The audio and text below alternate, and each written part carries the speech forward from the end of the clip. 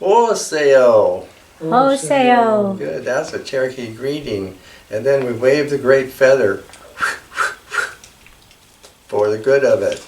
And that's the way we call the spirits, to be here with us here. I'm starting right off with a little bit of a saying. The original cultures of Native America are animated by spiritual realities that are entirely different from those that are shaping the consciousness of modern European Americans and their interpretations. So that'll give us a little start. This is early spring, the first part of February, and there are two notables that occur at this time traditionally and anciently. First is Bridget's Day, and this is my pre-St. Patrick Bridget here. And then the other is the Navajo Atanaitlie, changing woman. And this figure here I've acquired because it's a very stately looking Navajo woman, very elegantly attired. And for my presentation, she's here to stand for changing woman. But in the Navajo, changing woman, the actual deity does not have a figure like this one. But stay focused on her there. And then I'll give a little introduction of who she is here. Changing woman is woman with a sphinx-like quality. No matter how much we know about her, the total is a great question mark. She is the mystery of reproduction, of life springing from nothing, of the last hope of our moving world. A riddle perpetually solved and perennially springing up anew. Here, the one who is named White Shell Woman, Atsa Yogai, and here her name is pretty close to the real names of each and every girl. Changing woman's power over reproduction and birth extends to all that exists on this earth. Many of her gifts are the rites or ceremonies. Her decrees are very kind. She gave us many songs. She also created the horse and the white shell as well. So go right up here, and here you can see this is to represent her creation of the horse. And then you can go a little bit over there, and there's the white shell. White shell is very important throughout the Navajo culture. So you can come back to me for a minute here. The name Navajo is what pretty much the world or Americans have given to these people who live mostly in northern Arizona. The area that they live in by the government is deemed a reservation, but originally it's Dinata. That is the land of the Diné. The name Navajo actually is come from a Pueblo people, the Tewa people, who named them Navahua, meaning arroyo. What they're referring to is that these people planted their gardens or their fields in the arroyos, the Spanish name for ravines and gullies. That's the name that pretty much has been used that way. But for the people themselves, Diné. Diné is a name that is also used in Southeast Central Asia and in Canada, that these people are all actually related in some way. So, and then with the name Changing Woman is actually Atanailihe. Somehow somebody has translated it into Changing Woman, but it really is more, she is the woman who reoccurs. Nidlie is the occurrence. And what you can say, but it's more used like rejuvenate. In other words, she rejuvenates again and again. And she has a genesis that is very traditional, and with that we'll go right over here.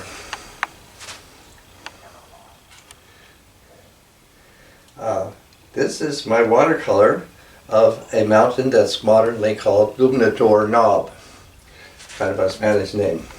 And it's in western New Mexico, and it is actually the birthplace for her, for Changing Woman. It's actually called Jabuli Peak, meaning Spruce Hill, Spruce Mountain here. And down below it I have a carving of a horny toad. In Navajo he's called Rockshirt. And the way that this episode begins is that Rockshirt is looking over here from some distance. He's looking over at this mountain, this Spruce Hill. And it has a lot of atmospheric things going on, you know, thunder, lightning, all those kind of things going on, very dramatic. And he gets very curious about it. And so very traditionally in Navajo, if somebody is curious about something that's taking place off in a distance, they get two forked sticks and line them up.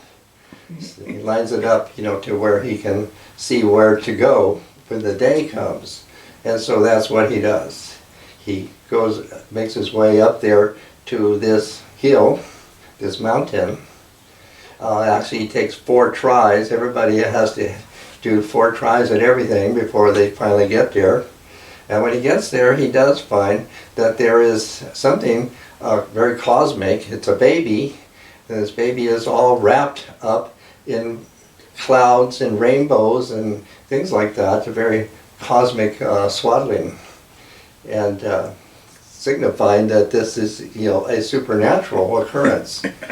But he gathers her up and he brings her back to his hogan there. And then right away, other people, Salt Woman appears, other people suddenly appear there, and one of them that appears there, if you go up here and you can look at this being here, this is a Navajo carving. This is Yebiche. Yebiche is the maternal grandfather. That's pretty much how anybody would refer to him.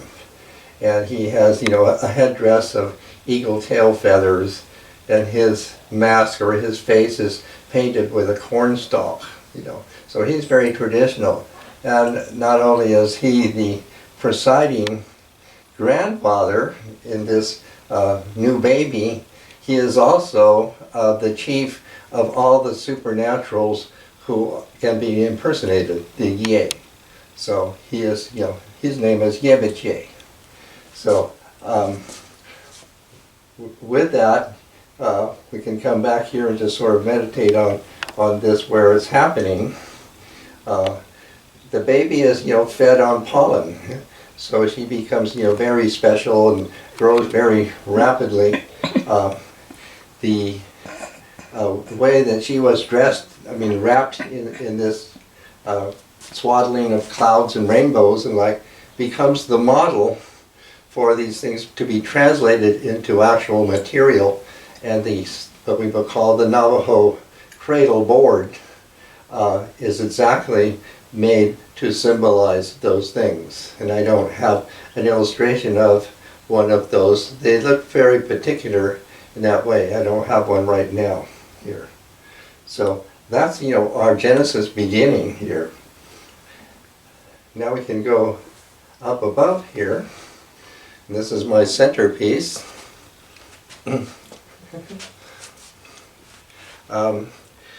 This I've replicated from a petroglyph. A petroglyph is a carving on a rock.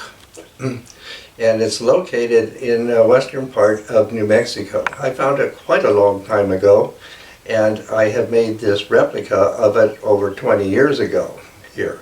And I've replicated it very exactly. To kind of give you an idea of the situation that I found it in,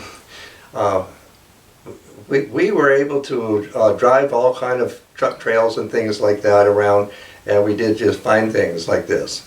And there was a very large, wide wash, a sandy wash, and there was a very, very large boulder that came right down to the edge of it. with a plain face. So it was at least as high as my display board here and somewhat wider than this. And these images were very neatly etched or carved into the face of this boulder. And everything, all the features are very accurate in my replication. I've only brought them closer together on my canvas board here. In other words, they're farther apart on the rock face here. But to tell you what it's all about, these are the cycles, the life cycles of changing woman. The first one here in this version, this is her as a baby, and she's turquoise. She's the turquoise baby there, which the turquoise really means somebody who is special or divine. That's one way of rendering her. And above her here, this symbolizes white bead. So she's also called, in her little girlhood, White Bead Girl. And then there was further, chapters about White Bead Girl. So that's White Bead Girl here. And then we can go over here to the center figure here. This is her, we're talking about changing women, so we're talking about as a woman. This is now her womanhood. And her head, little antlers on them, and so forth, is insect. It's an insect. And the insects come into being in the third world. So that's what's being implied here, is that she has also come from the third world here. And on her throat there is a cross. You can see a cross. This means her voice.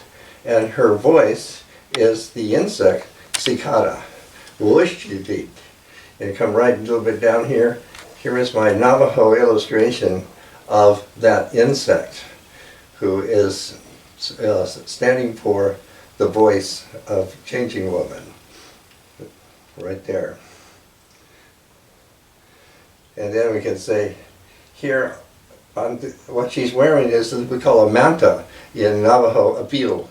It's a woven garment that some people still do for ceremonies, wear them. What it used to be the way women dressed at one time.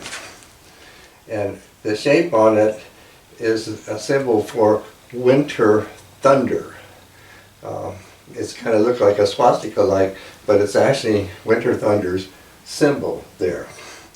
Then we go over here. She's holding up in her hand. She's holding up. You can see it looks like a little tree. This is Chuvushka. It's called the frond of life. It is a spruce branch. Spruce branch to go with where she was born on Spruce Hill.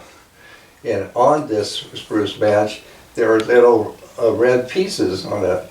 These is the flesh of Rainbow. And that's just a little subchapter in this, and that is that Rainbow, like you would guess, is some being, in a rain cloud that came against the mountain, and that he flirted with some female on the mountain, and that made Winter Thunder jealous, and so Winter Thunder came and blew his rival into pieces. And these pieces are figured on her frond of life. This is to initiate one of the main features of the healing ceremonies in the Navajo, and that's restoration. So the restoration of Rainbow then becomes a kind of a sub-feature for the certain chantways of restoration. Now, here you see she's wearing a woven belt here, Sashnaji, and here at the end you see two balls. These two balls are called the Alkinishi, her handmaidens. And I have a replica of that. You can come all the way over here to see these. This will be very rare for you to see. These are masks, rawhide masks or leather masks, but they're not used in a ceremony. Nobody wears them, in other words. And this is the Alkeneshe, meaning one follows the other as morning and evening, and they are the handmaidens to the deity, changing woman. So these are kept in somebody's house, and somebody is privileged to get a peek at them and replicate them this way. So we can go back up here. Now coming out of the side, her side there, you see this is called a travel sign, and they are snakes. In other words, she has pet snakes. I would think all female deities have pet snakes. But it's a travel sign, and then when she's traveling from here, Spruce Mountain, all the way over to the Pacific Ocean, off the coast of Ventura here. And that's a whole other chapter of what goes on and what gets her to move over there. Well, she left Arizona and she went over to what we now call Santa Cruz Island, off the coast of Ventura here. And here you can see up here, here's the snakes. And that square is representing that island. And there is called her house of white shell. And then there is another chapter how each of those sides of the square have a door that she comes out of. And it's in that chapter that she is pronouncing the future clans, as we call them, of the people in Arizona. Here she also becomes the mother of the Chumash people. And she's like, their Chumash is her mother. But she's also portrayed here as a matron, as an older woman. And here, her manta is various colors like that. And so, like an abalone. So she's also called abalone woman. And here I have this mask to denote the way that she's also portrayed as abalone woman, or even a little bit of a black woman in it. Now following that, can you go over here? This is my painting. And it's kind of a votive painting of Changing Woman. In other words, that's exactly who I painted here and titled this. And from what all that I learned, you know, I made this piece of her in which I'm portraying her as the embodiment of light. And by light, I used crystal. So the implication of crystal in it. You know, I have a crystal here, and over there is the mountain soil bundle here. And the yellow is almost always meaning the earth. So she's also synonymous with Earth Woman, Atanaha. So we come right up above it, and this is my replica, actually, of sand painting way of depicting Earth Woman. As you can see the icon here, and then there is, you know, plants around her. So that is a sacred portrayal of Earth Woman, Earth Mother here.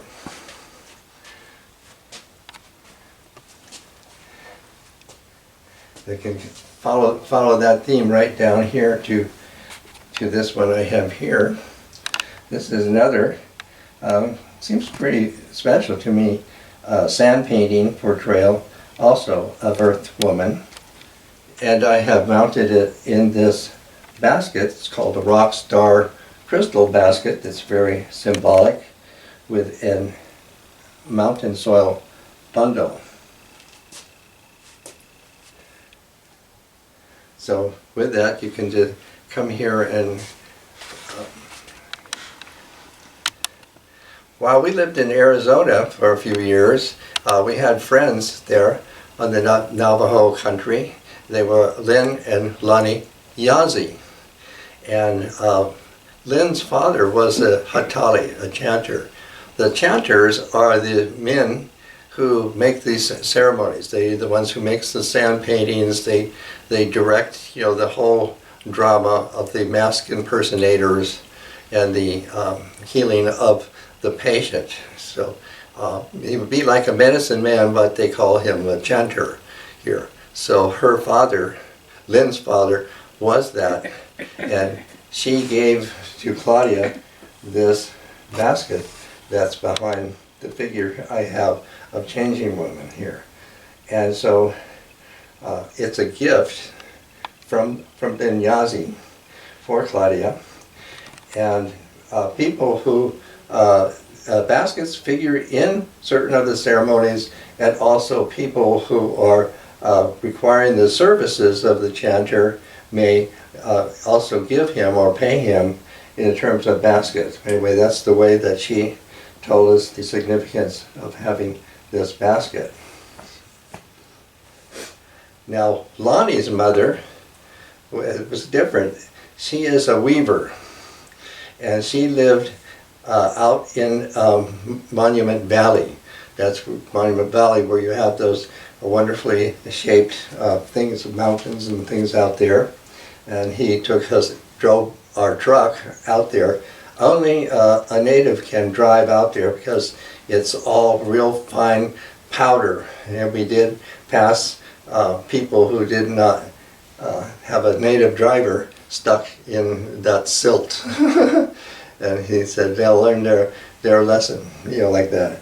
Anyway, to get to his mother's house, he had built for her a traditional hogan, it's kind of octagonal like that. And this was the summertime, so that she actually lived in a ramada adjacent to the hogan with her daughter. And it seems like there was a child there.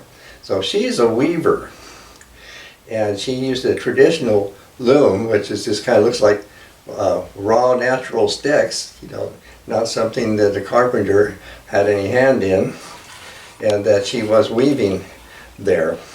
And this weaving we have right here, this is Susie Yazzi's weaving that we are very fortunate to still have that with us from her, and knowing actually who wove this piece.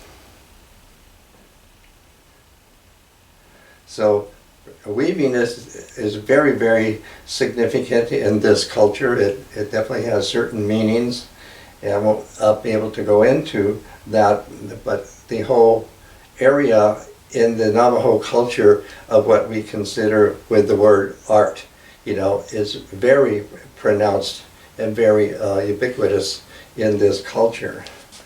And if it goes right here, I have one little Navajo pot.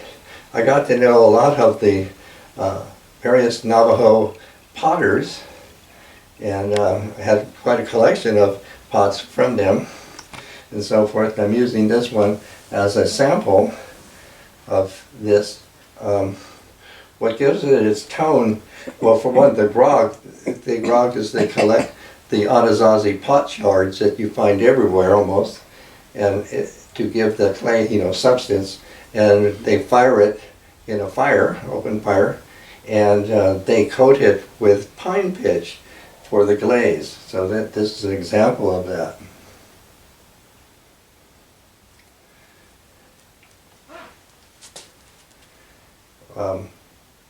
Then here, I want to go over here.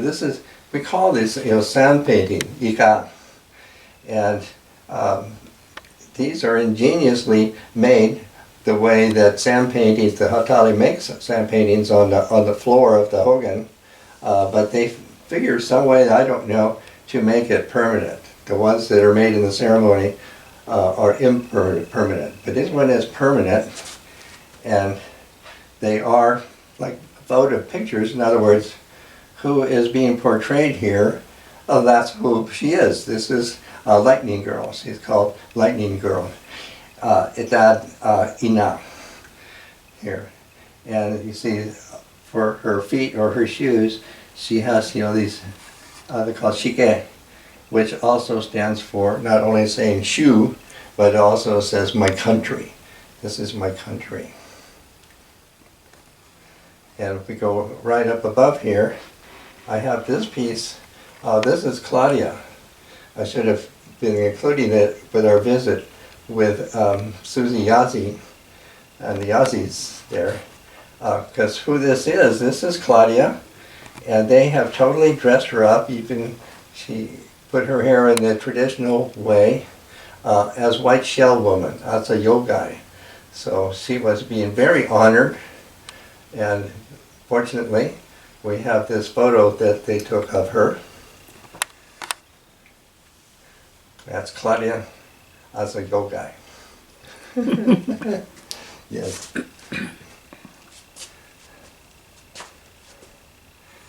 Then we can come over here to this one. Oh, that's the other part that I have yet to do. Let me go from here to here. This figure here is the figure for Grasshopper Girl. Grasshopper Girl is the principal of parthenogenesis. She is the recessive double of changing woman. She is the germinator. She stands for metamorphosis. In other words, she is who makes woman, woman. And very interestingly, the figure here takes me a while to get it, because where it's carved on the rock is the lowest down. And it wasn't something that I recognized right away. It took quite a lot of effort to figure this one out. But instead of the insect of a grasshopper, this artist has actually portrayed Grasshopper Girl as a kangaroo rat, like that. And there's a rainbow on her back. The rainbow designates that this figure is a divinity. It's a female divinity. And that she's hopping on one foot, on one leg. And there's a Navajo phrase for that. And she's playing a flageolet here, and the Navajo phrase would say, she's making sacred. So all this symbolizes, even though it's an animal that's hopping, also known as maiden in the grass, figured as the kangaroo rat instead of the insect itself. So when we come down here, here's the traditional portrayal that I've replicated of Grasshopper Girl. Again, she is who makes woman who she is, woman. And that's, very considerable in this whole theme that we have here for changing woman. And then we come down here to another sand painting, also of a female divinity, So the man who makes this, women also make them, but these are signed by Mr. Bigay, and this is actually a girl, a female yay. That's why he's figured it like that. So each of these figures holds a little bundle. As I mentioned, this one here, over here, this is also, these are probably the daughters, you would figure, these are the daughters of changing women. So each of them is holding a frond of life, but in threes. And that means that these are just like they were in the beginning. Basically, that's what they're figuring in this. And so while we're looking at this one, let me read the piece that goes with it.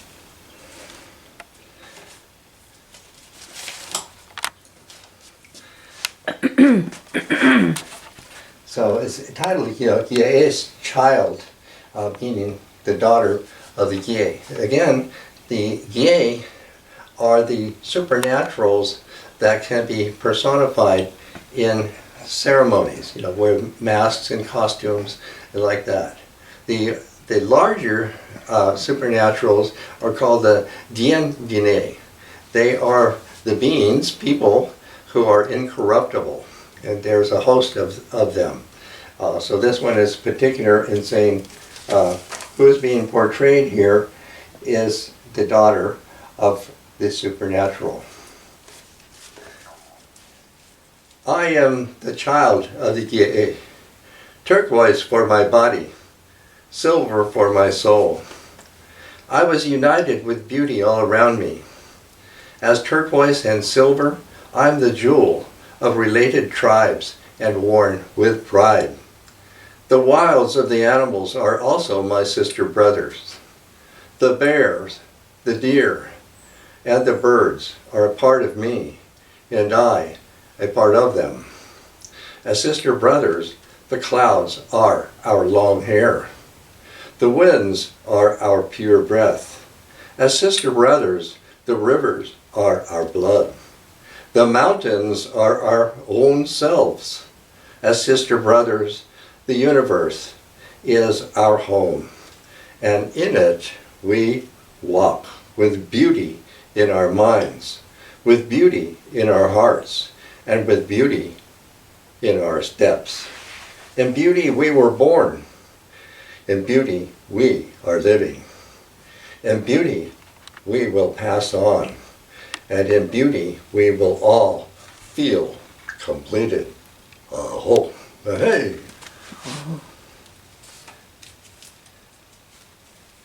Now you can come back to me for a minute here.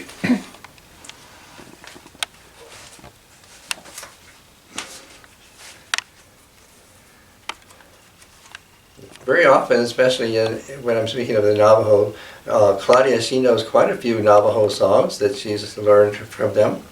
And she spent a whole year on this project, almost like, a journal, where she has created this book with many illustrations in it, including the one that I showed you as Atayogai. And some of my paintings are also in it. And dedicated also to Changing Woman and for her, like that. And instead of having her sing a song from this, we thought up something else. Tim Britton, who is our engineer and who puts my talks up on his YouTube site, he's thought of another way that we can portray this, and that is that stay tuned from when we sign off here. Stay tuned, because he's going to put up for you, the viewers, to hear and see her piece, which is part of a recording that she has in this book, where she has CD recordings included in this book. Echoes. Which is Echoes of the Ancestors. So, again, stay tuned for a beautiful, absolutely beautiful piece that Claudia and Tim has put together. So, with that, we'll say, aho. Aho.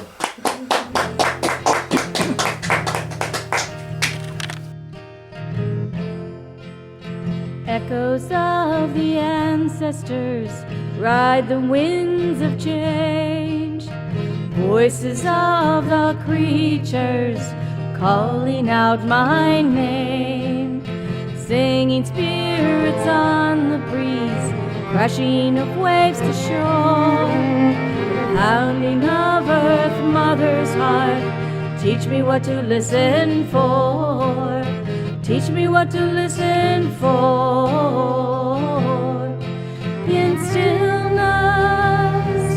before dusk or dawn, hidden messages are set free.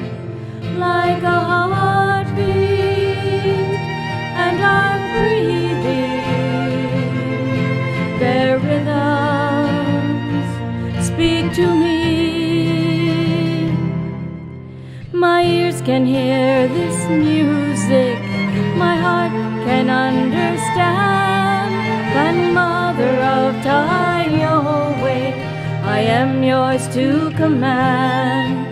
I listen for your whispers on a course that you will chart, searching for the still voice that lives within this heart, lives within this heart.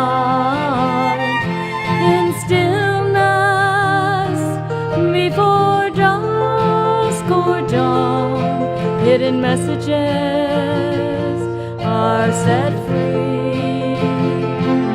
Like a heartbeat, and I'm breathing.